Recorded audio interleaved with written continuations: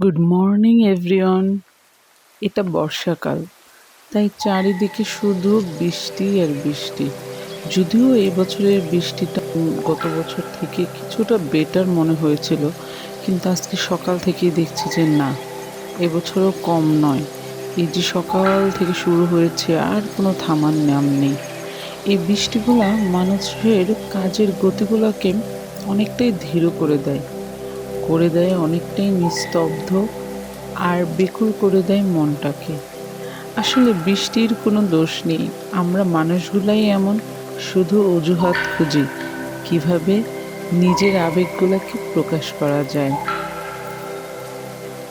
এমনিতেও আমি খুব চা পাগল, আর বৃষ্টি হলে তো কথাই নেই। সবসময় ভাবতাম এমন একটা বারান্দা হলে, মানে খোলা বারান্দা হলে এখানে বসে চাটাকে উপভোগ করব, আর বাইরে ঝিরিঝিরি বৃষ্টি হবে। এতটা অলস সময় জীবনে সবারই প্রাপ্য, কিন্তু আমার এই সুখ তো আমার ব্রেনের সহ্য হলো না। হঠাৎ করেই আমার মনে পড়ে গেল, এতগুলো বালতি ভর্তি কাপড় চোপড় আমার জমা হয়ে গেছে ধোয়ার জন্য, যেটা বৃষ্টির জন্য পারছি না। আর আরেকটি সুন্দর জিনিস হলো গিয়ে যে এই যে পাখি, ওরা প্রায়ই আসে, বৃষ্টি হলেই ওরা আমার বারান্দার ভিতর চলে আসে। প্রায় অনেক সময় অনেক পাখিও আসে, আজকে যদিও একটি দেখা যাচ্ছে।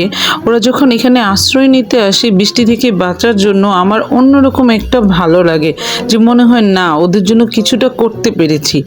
বাট আসল কাহিনী তো এটা না। আসল কাহিনী হলো ওরা যে এসে বসে বসে আমার পুরা বারান্দা তাদের পটি দিয়ে ভরে ফেলে, এবং আমি যে কাপড় চোপড় মেলি সেগুলোর উপরও পটি করে। ভাই, একবারই কাপড় চোপড় ধুলে শুকায় না বৃষ্টির দিনে, তারপরে বারবার ধুতে হয় শুধু ওদের জন্য।